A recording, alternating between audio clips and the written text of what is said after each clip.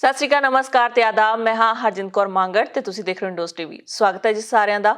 Bulletin ਦੀ ਸ਼ੁਰੂਆਤ ਕਰਦੇ ਹਾਂ ਜੀ ਤੇ ਇਹਨਾਂ ਮੁੱਦਿਆਂ ਦੇ ਉੱਤੇ ਚਰਚਾ ਕਰਨ ਲਈ ਆਸਟ੍ਰੇਲੀਆ ਤੇ ਇੰਡੀਆ ਦੇ ਉੱਤੇ ਸਾਡੇ ਨਾਲ ਜੁੜ ਚੁੱਕੇ ਨੇ ਜੀ ਸਾਡੇ ਸਹਿਯੋਗੀ ਅਮਰਜੀਤ ਨਾਗੀ ਜੀ, ਜੋ ਇਸ ਸਮੇਂ ਆਸਟ੍ਰੇਲੀਆ ਦੇ ਸਿਡਨੀ ਮੌਜੂਦ ਨੇ ਜੀ। ਕਰਾਂਗੇ ਉਹਨਾਂ ਦੇ ਨਾਲ ਮਸਲਿਆਂ ਦੇ ਉੱਤੇ ਚਰਚਾ। ਆਓ ਕਰਦੇ ਹਾਂ ਪਹਿਲਾਂ ਸਵਾਗਤ ਅਮਰਜੀਤ ਨਾਗੀ ਜੀ, ਸਵਾਗਤ ਹੈ ਤੁਹਾਡਾ।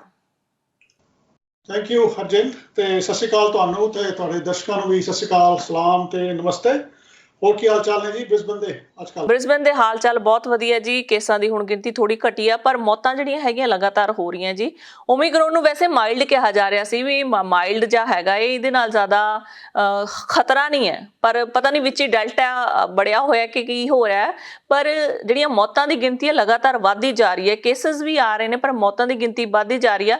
ਅੱਜ ਥੋੜਾ ਜਿਹਾ ਜਿਹੜਾ ਦੇਖਿਆ ਜਾਵੇ ਤਾਂ ਥੋੜੀ ਝਾਤ ਮਾਰੀਏ ਅੰਕੜਿਆਂ ਦੇ ਉੱਤੇ ਤਾਂ ਹੋਰਾਂ ਦਿਨਾਂ ਦੇ ਨਾਲੋਂ ਜਿਹੜੇ ਅੰਕੜੇ ਆਏ ਨੇ ਉਹ ਸਹੀ ਆਏ ਨੇ। ਤੇ ਕੁਇਨਜ਼ਲੈਂਡ ਦੇ ਵਿੱਚ ਹੋਰ ਵੀ ਗੱਲ ਕੀਤੀ ਹੈ ਜੀ, ਜਿਹੜੇ QR ਕੋਡ ਹੈਗੇ ਨੇ ਉਹ ਵੀ ਬੰਦ ਕਰ ਦਿੱਤੇ ਗਏ ਨੇ ਕਿ ਤੁਸੀਂ ਅਨਨੈਸੈਸਰੀ ਜਦੋਂ ਵੀ ਕਿਸੇ ਸ਼ਾਪ ਤੇ ਜਾਣਾ ਹੁੰਦਾ ਸੀ ਤੁਹਾਨੂੰ QR ਕੋਡ ਜਿਹੜਾ ਹੈਗਾ ਏ ਉਹ ਸਕੈਨ ਕਰਨਾ ਪੈਂਦਾ ਸੀ। ਹੁਣ ਉਹਨਾਂ ਨੇ ਉਹ ਅਨਨੈਸੈਸਰੀ ਸਾਰੇ QR ਕੋਡ ਹਟਾ ਦਿੱਤੇ ਆ ਜੀ, ਪਰ ਉਹਨਾਂ ਜਗ੍ਹਾਵਾਂ ਦੇ ਉੱਤੇ ਅਜੇ ਵੀ ਜਾਰੀ ਰਹਿਣਗੇ ਜਿਨ੍ਹਾਂ ਦੇ ਉੱਤੇ ਜ਼ਿਆਦਾ ਰਿਕੁਆਇਰਮੈਂਟ ਹੈਗੀ ਆ, ਜਾਂ ਜਿਹੜੇ ਤੁਹਾਨੂੰ ਤੁਹਾਡੇ ਵੈਕਸੀਨੇਸ਼ਨ ਦਿਖਾਉਣ ਲਈ ਕਹਿ ਸਕਦੇ ਨੇ ਕਿ ਜੇਕਰ ਉਹਨਾਂ ਰਿਸਟ੍ਰਿਕਸ਼ਨ ਲਗਾਈਆਂ ਹੋਈਆਂ ਆਪਣੀਆਂ ਹੀ, ਆਪਣੇ ਜਿਵੇਂ ਰੈਸਟੋਰੈਂਟ ਦੇ ਵਿੱਚ ਖਾਣਾ ਖਾਣ ਲਈ ਤੁਹਾਡੀ ਡਬਲ ਵੈਕਸੀਨੇਸ਼ਨ ਦੀ ਲੋੜ ਹੈਗੀ ਆ, ਸੋ ਸਰਟੀਫਿਕੇਟ ਤੁਹਾਨੂੰ ਦਿਖਾਉਣਾ ਜ਼ਰੂਰ ਪੈ ਸਕਦਾ ਹੈ। ਤੁਸੀਂ ਦੱਸੋ ਜੀ ਨਿਊ ਸਾਊਥ ਵੇਲਜ਼ ਦੇ ਕੀ ਹਾਲ ਚਾਲ ਨੇ?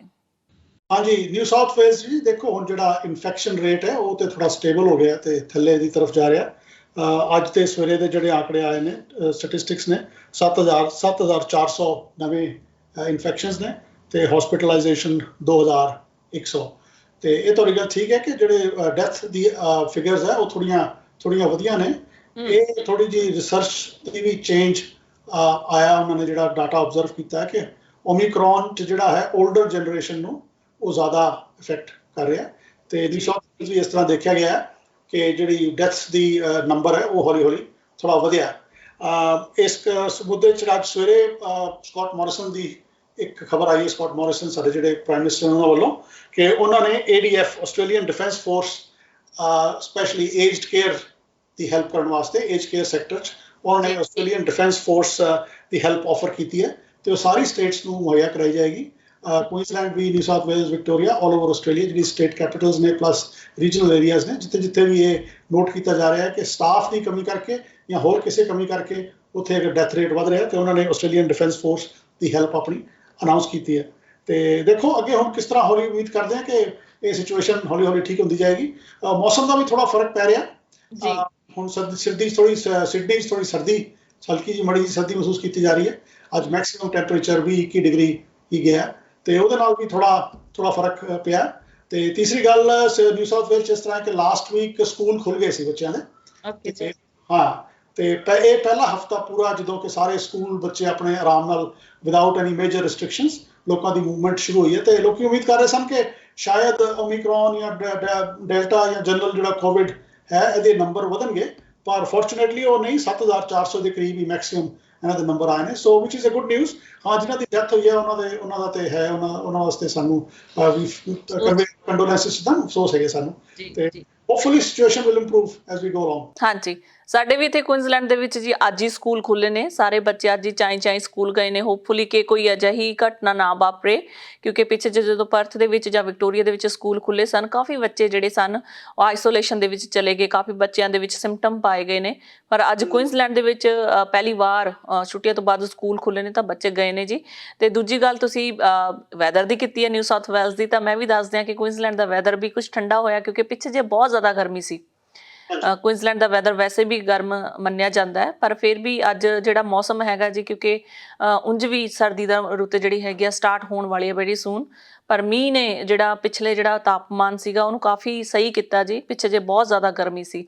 ਨਾਗੀ ਸਾਹਿਬ, ਇਹਨਾਂ ਗੱਲਾਂ ਵਿਚਕਾਰ ਇੱਕ ਗੱਲ ਜਿਹੜੀ ਕੁਇਨਜ਼ਲੈਂਡ ਦੀ ਜਾਂ ਫਿਰ ਆਪਾਂ ਕਹਿ ਲਈਏ ਵੀ ਆਲ ਓਵਰ ਆਸਟ੍ਰੇਲੀਆ ਦੀ ਗੱਲ ਕਰ ਲਈਏ ਆਪਾਂ, ਕਿ ਜਿਹੜੇ ਵਿਜ਼ਟਰ ਵੀਜ਼ਾਜ਼ ਲਈ ਲੋਕੀ ਆਉਣਾ ਚਾਹੁੰਦੇ ਸਨ, ਚਾਹੇ ਕੁਇਨਜ਼ਲੈਂਡ ਲਾ ਲਓ, ਚਾਹੇ ਵਿਕਟੋਰੀਆ, ਨਿਊ ਸਾਊਥ ਵੇਲਜ਼, ਜਿੱਥੇ ਕਿਤੇ ਵੀ ਸਟੇਟਸ ਦੇ ਵਿੱਚ ਆਉਣਾ ਚਾਹੁੰਦੇ ਸਨ, ਉਹਨਾਂ ਲਈ ਇੱਕ ਰਿਸਟ੍ਰਿਕਸ਼ਨਸ ਲੱਗੀਆਂ ਹੋਈਆਂ ਸਨ 2 ਸਾਲਾਂ ਤੋਂ।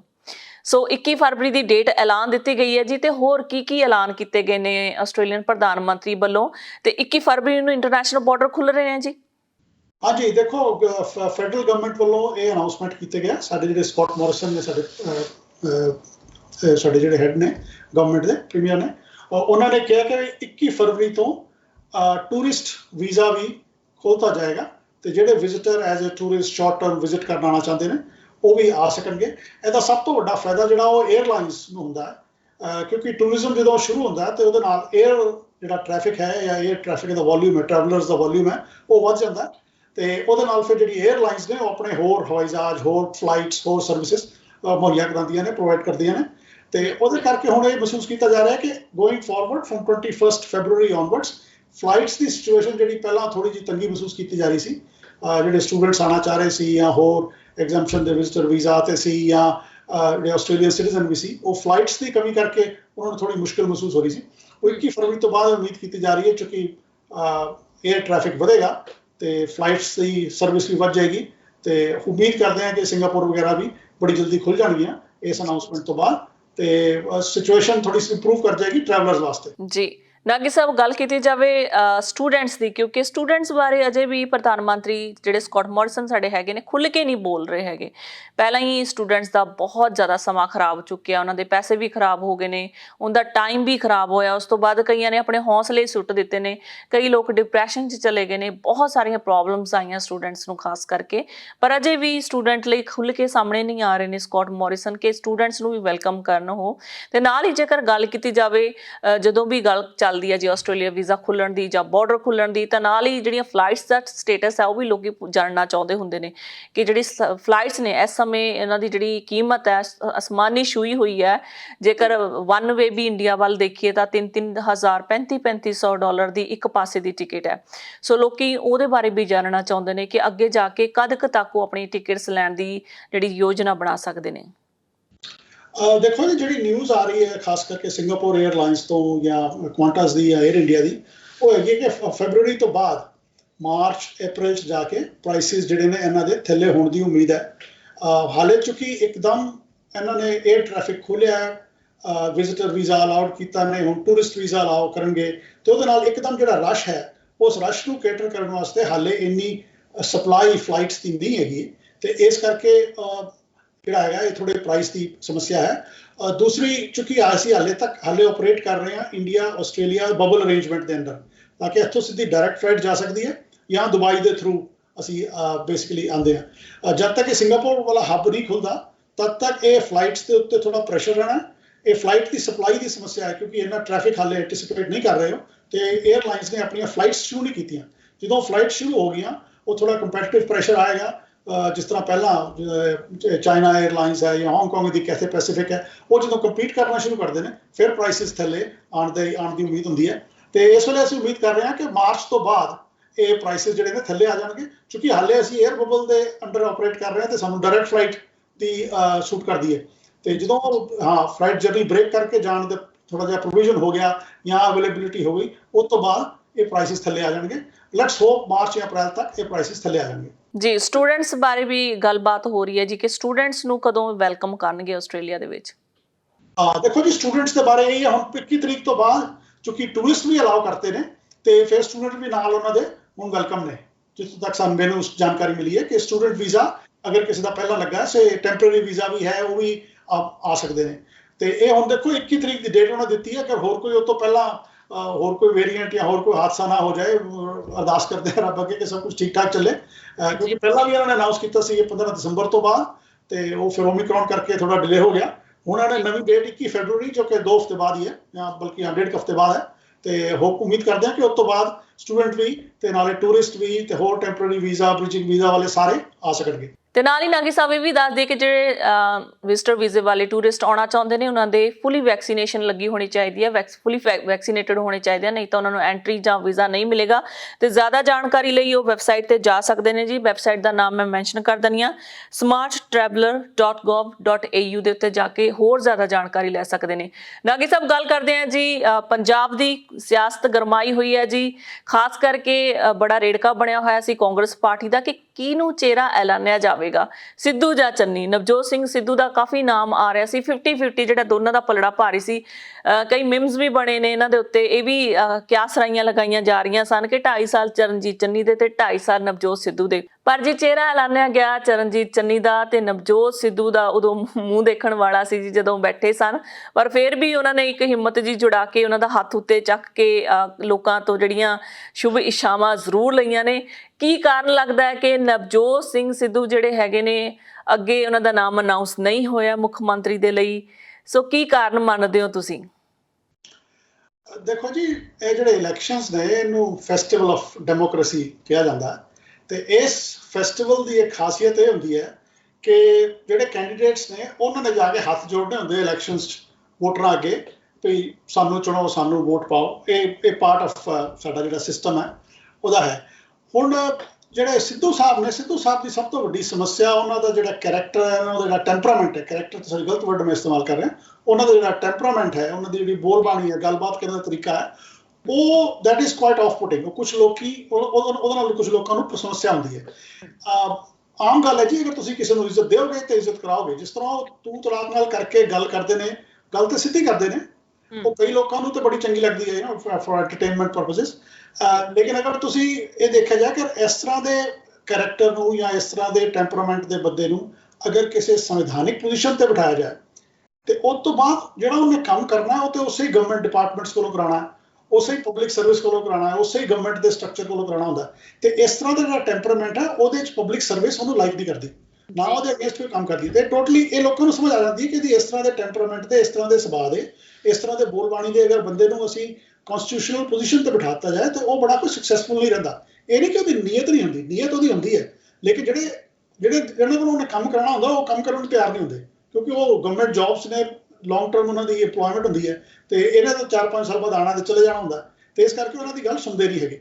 ਤੇ ਇਸ ਕਰਕੇ ਲੋਕਾਂ ਨੇ, ਕਾਂਗਰਸ ਨੇ ਵੀ ਸਹੀ ਡਿਸੀਜਨ ਲਿਆ ਕਿ ਜਿਹੜਾ ਠਰਮੇ ਵਾਲਾ ਬੰਦੇ ਨੇ, ਜਿਨ੍ਹਾਂ ਦੀ ਬੋਲਬਾਣੀ ਥੋੜੀ ਸਿਵਲਾਈਜ਼ਡ ਕਹਿ ਲਓ ਜਾਂ ਥੋੜੀ ਸਭਿਅਕ ਕਹਿ ਲਓ, ਜਿਹੜੇ ਸਾਡੇ ਚੰਨੀ ਸਾਹਿਬ ਨੇ, ਉਹਨਾਂ ਦੀ ਹੈ ਤੇ ਉਹ ਹੀ ਇਜ਼ ਅ ਬੈਟਰ ਕੈਂਡੀਡੇਟ।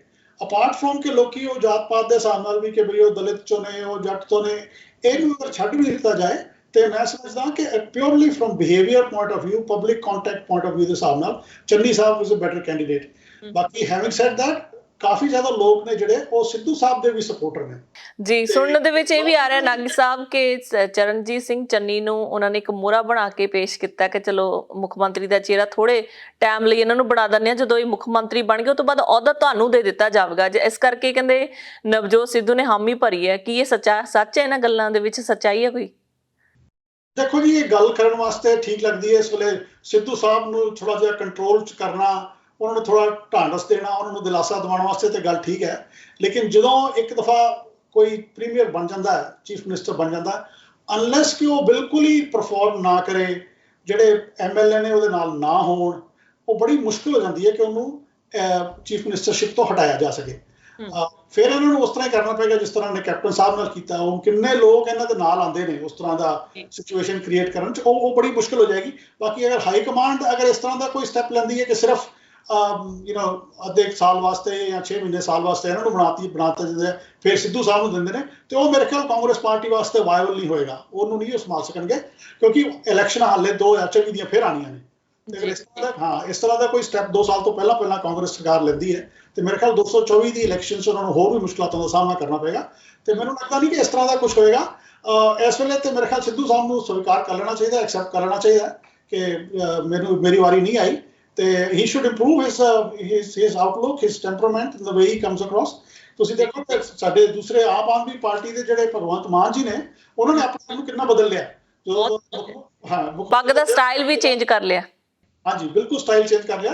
ਬੜੇ ਠਰਮੇ ਨਾਲ ਗੱਲ ਕਰਦੇ ਨੇ, ਬੜੀ ਹੌਲੀ ਗੱਲ ਕਰਦੇ ਨੇ ਤੇ ਲੌਜੀਕਲੀ ਗੱਲ ਕਰਦੇ ਨੇ। ਜਿਸ ਤਰ੍ਹਾਂ ਉਹ ਆਪਣੇ ਕਮੇਡੀਅਨ ਮੋਡ 'ਚ ਹੁੰਦੇ ਸੀ, ਉਹ ਕਮੇਡੀਅਨ ਮੋਡ 'ਚੋਂ ਨਿਕਲ ਕੇ ਹੁਣ ਥੋੜੇ ਪੋਲਿਸ਼ਡ ਪੋਲੀਟੀਕਲ ਮੋਡ 'ਚ ਆ ਗਏ ਨੇ। ਤੇ ਮੈਨੂੰ ਚਾਹੀਦਾ ਕਿ ਸਿੱਧੂ ਸਾਹਿਬ ਨੂੰ ਥੋੜਾ ਸਬਕ ਲੈਣਾ ਚਾਹੀਦਾ ਹੈ ਭਗਵੰਤ ਮਾਨ ਜੀ ਕੋਲੋਂ, ਤੇ ਆਪਣਾ ਜਿਹੜਾ ਗੱਲ ਕਰਨ ਦਾ, ਬਾਤ ਕਰਨ ਦਾ ਤਰੀਕਾ ਹੈ, ਕਹਿਣ ਦਾ ਤਰੀਕਾ ਹੈ, ਉਹ ਠੋਕੋ ਤਾਲੀ ਤੋਂ ਹਟਾ ਕੇ ਸ਼ਾਇਦ ਕੋਈ ਨਾਰਮਲ ਫਰੇਜ਼ ਇਸਤੇਮਾਲ ਕਰਨ ਤੇ ਉਹ ਲੋਕੀ ਜ਼ਿਆਦਾ ਰਿਸਪੌਂਡ ਕਰਨਗੇ, ਉਹਨਾਂ ਨੂੰ ਸੀਰੀਅਸ ਲੈਣਗੇ। ਤੇ ਅਸੀਂ ਉਮੀਦ ਕਰਦੇ ਹਾਂ ਕਿ ਪੋਲਿਟਿਕਸ ਰਹਿਣਗੇ। ਇਹ ਆਪਣਾ ਦਿਲ ਛੋਟਾ ਨਹੀਂ ਕਰਨਾ ਚਾਹੀਦਾ। ਇਸ ਤਰ੍ਹਾਂ ਦੀ ਗੱਲਾਂ ਤੇ ਲੱਗੀਆਂ ਰਹਿੰਦੀਆਂ ਅੱਗੇ ਪਿੱਛੇ ਪੋਲਿਟਿਕਸ। ਤੇ ਅਗਰ ਕਿਉਂਕਿ ਉਹਨਾਂ ਦਾ ਟੈਂਪਰਾਮੈਂਟ ਇਸ ਤਰ੍ਹਾਂ ਦਾ, ਅਗਰ ਇਟਸ ਮਾਈ ਵੇ ਔਰ ਹਾਈਵੇ, ਕਿ ਅਗਰ ਮੇਰੀ ਗੱਲ ਨਹੀਂ ਮੰਨੀ ਹੋਈ ਤੇ ਮੈਂ ਚੱਲਿਆ, ਤੇ ਇਸ ਤਰ੍ਹਾਂ ਦਾ ਉਹਨਾਂ ਨੂੰ ਨਹੀਂ ਡਿਸੀਜਨ ਲੈਣਾ ਚਾਹੀਦਾ। ਅਗਰ ਕੋਈ ਇਸ ਤਰ੍ਹਾਂ ਦਾ ਕੋਈ ਸੋਚ ਰਹੇ ਨੇ ਤੇ ਠਰਮੇ ਨਾਲ ਉਹਨਾਂ ਨੂੰ ਚੱਲਣਾ ਚਾਹੀਦਾ। So just hang in there, right? Your turn will come. Nagi ਸਾਹਿਬ, ਜਾਂਦੇ ਜਾਂਦੇ ਇੱਕ ਹੋਰ ਜਿਹੜਾ ਸਵਾਲ ਮੇਰੇ ਦਿਮਾਗ ਦੇ ਵਿੱਚ ਆ ਰਿਹਾ, ਕਿਉਂਕਿ ਨਵਜੋਤ ਕੌਰ ਸਿੱਧੂ ਜਿਹੜੀ ਕਿ ਨਵਜੋਤ ਸਿੰਘ ਸਿੱਧੂ ਦੇ ਘਰ ਵਾਲੀ, ਉਹਨਾਂ ਨੇ ਬਿਆਨ ਦਿੱਤਾ ਸੀ ਕਿ ਜੇਕਰ ਜਨਤਾ ਨੇ ਇਸ ਵਾਰ ਸਾਡਾ ਨਾ ਸਾਥ ਦਿੱਤਾ ਤਾਂ ਅਸੀਂ ਆਪਣੇ ਜਿਹੜੇ ਸਾਡੇ ਮੇਨ ਪ੍ਰੋਫੈਸ਼ਨ ਹੈਗੇ ਨੇ ਉਹਨਾਂ ਵਿੱਚ ਚਲੇ ਜਾਵਾਂਗੇ। ਸੋ ਉਹਨਾਂ ਨੇ ਪਹਿਲਾਂ ਹੀ ਕਿਤੇ ਨਾ ਕਿਤੇ ਜਿੱਦਾਂ ਉਹਦਾ ਹੌਸਲਾ ਪਸਤ ਹੋਇਆ ਹੁੰਦਾ ਜਾਂ ਆਪਣੀ ਹਾਰ ਕਬੂਲੀ ਹੁੰਦੀ ਆ, ਉਸ ਤਰੀਕੇ ਨਾਲ ਉਹਨਾਂ ਨੇ ਸਟੇਟਮੈਂਟ ਦਿੱਤੀ ਸੀ।